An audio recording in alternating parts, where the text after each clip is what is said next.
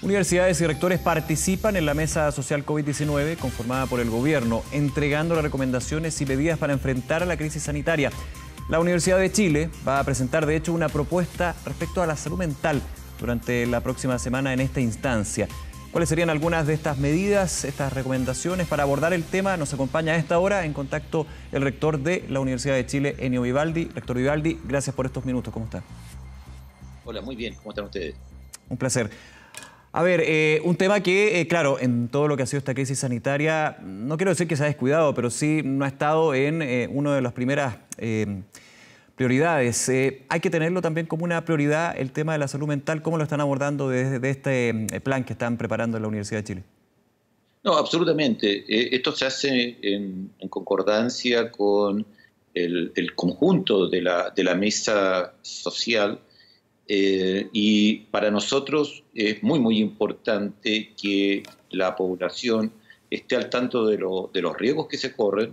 Una situación de este tipo afecta a todo el mundo, va a afectar desde luego con mayor probabilidad o con mayor intensidad a quienes pudieran haber tenido ya una historia reciente de problema o trastorno, pero toda la gente se va a ver afectada, se generan condiciones muy distintas a las habituales, el estar en la casa, en un contexto en el cual no se interactúa con el resto de la familia, de amigos, etcétera, genera eso, y las condiciones de trabajo diferentes son muy distintas.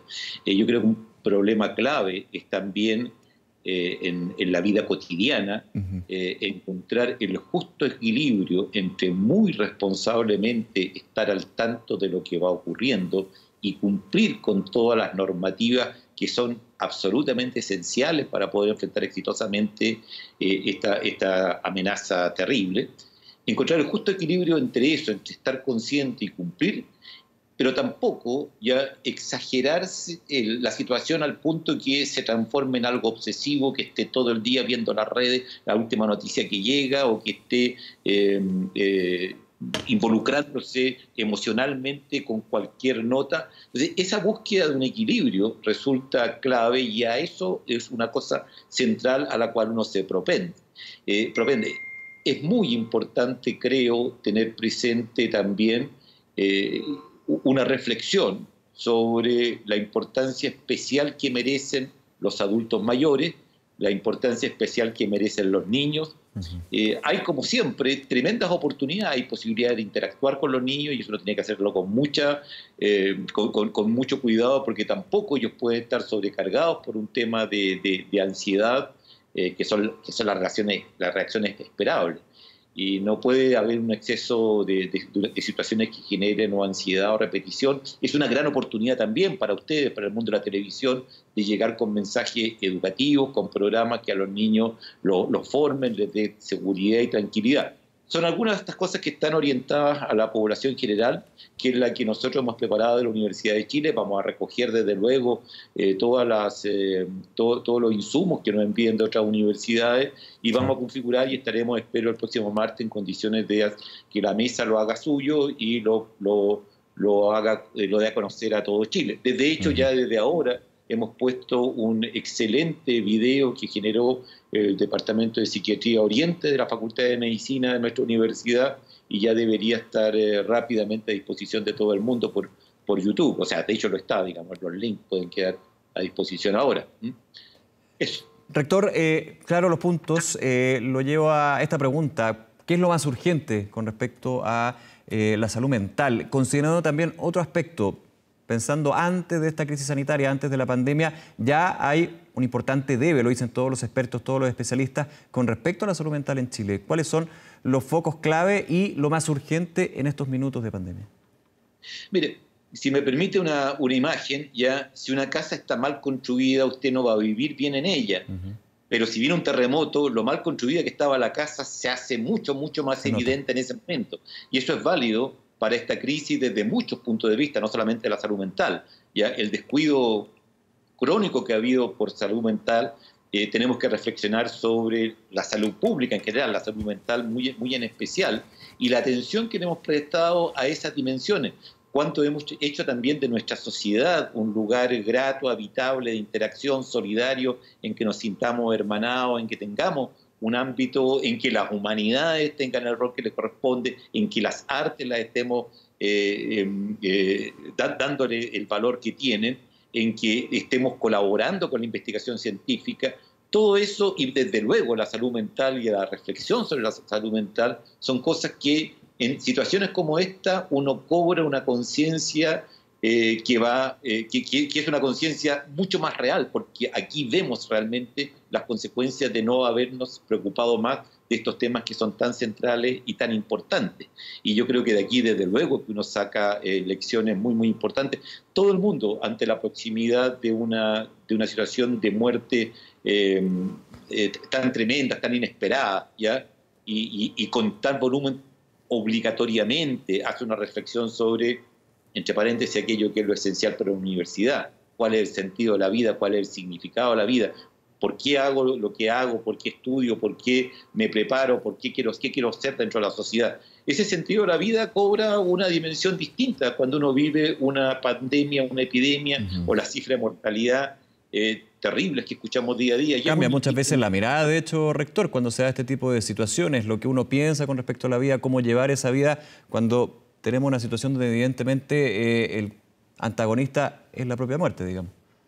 Por supuesto, y sin duda, perdona, no es infrecuente que la gente escuchar, bueno, ahora tenemos que preocuparnos de reconstruir la economía y eso, por favor, o sea, yo creo que a lo mejor es el momento de decir las humanidades y las artes, la investigación científica, son cosas que representan contextos para los seres humanos mucho más importantes, y el día que venga, ojalá nunca, una situación como esta, si hemos tenido una sociedad más armoniosa, nos vamos a haber preocupado de la salud de todos, del sistema público de salud, que nadie quede marginado los derechos fundamentales, que tengamos un ámbito para la salud mental y para tantas otras dimensiones en que respondamos como sociedad responsablemente. Y yo creo que si eso nos deja de enseñanza esta tragedia, bueno, que por favor la aprovechemos. Otro punto que quiero señalar es la tremenda importancia que tienen precisamente contar con estos equipos, como lo tenemos en la universidad, que son clave.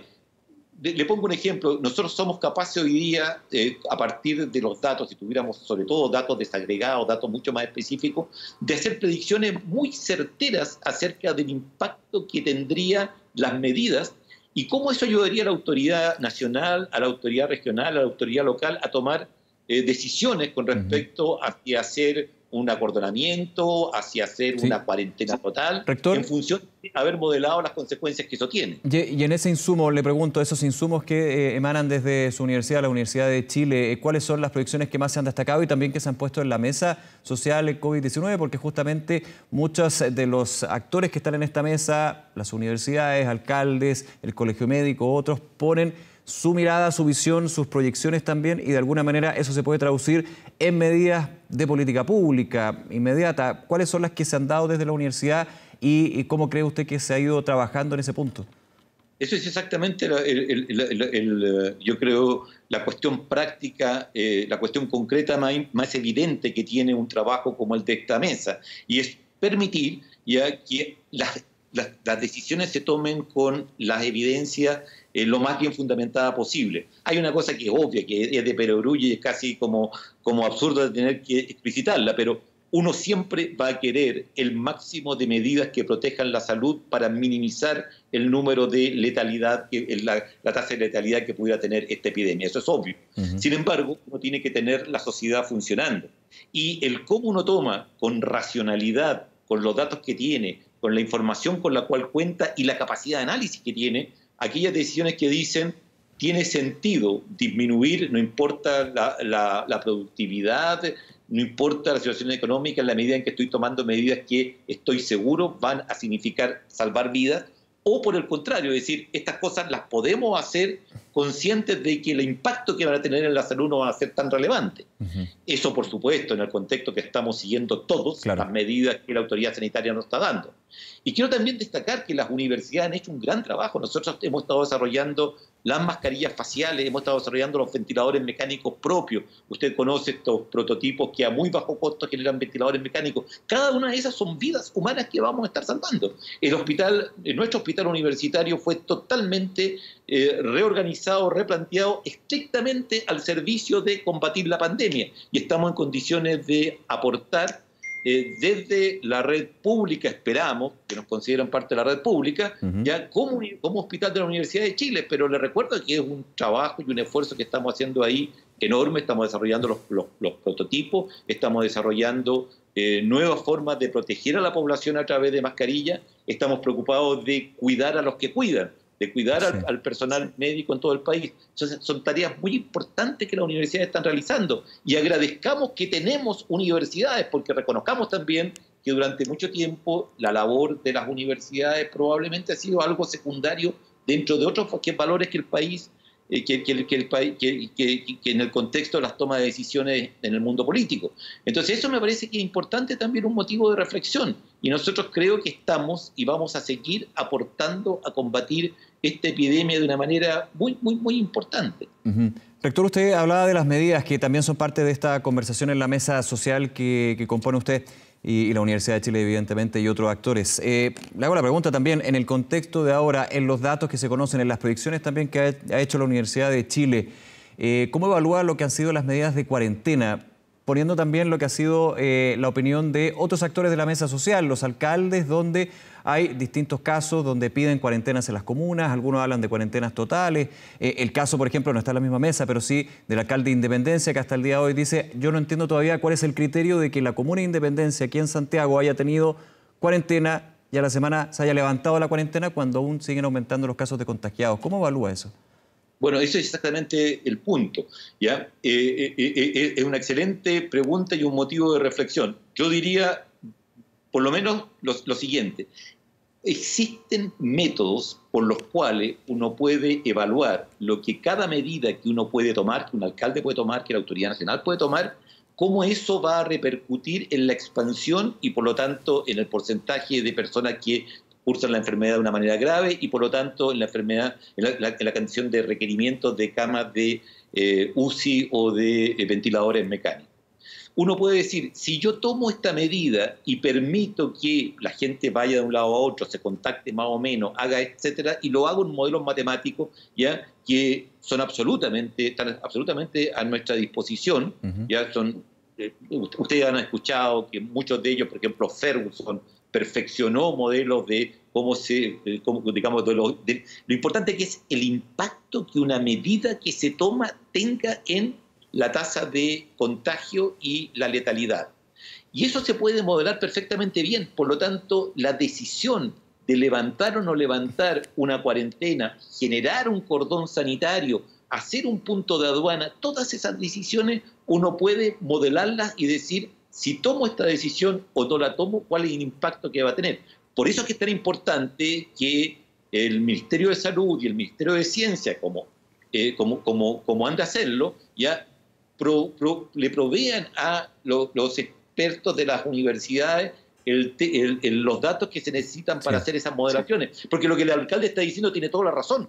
¿Cómo si a mí me dijeran, usted si hace esto va a tener tal consecuencia, si hace esto otro va a tener otra consecuencia? Es la única forma de tomar medidas racionales. Sí, y en ese punto le hago la pregunta. Falta que esos criterios, que ese modelamiento matemático también de proyección que se haga más público. Aquí no voy a una crítica a la autoridad de salud, pero si tomo, por ejemplo, las declaraciones que ha entregado el alcalde Durán, él no entiende los criterios de por qué tener cuarentena una semana y otros no. Yo no entendería que si se hiciera más bien público, se informara lo que son esos criterios, uno también podría entender por qué se toma una medida o no se toma finalmente, o se levanta una medida. ¿Falta eso? ¿Falta comunicación también de por qué se están ampliando progresivamente estas medidas de restricción?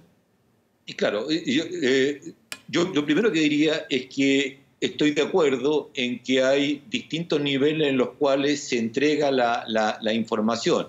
Yo creo que hay algunas cosas que debería conocerla toda la población, como por ejemplo la distribución por edad de las personas afectadas, la distribución por sexo, la distribución por comuna, y en eso se ha avanzado bastante. Hoy día los informes que se están entregando son mucho más detallados, tal como se ha solicitado.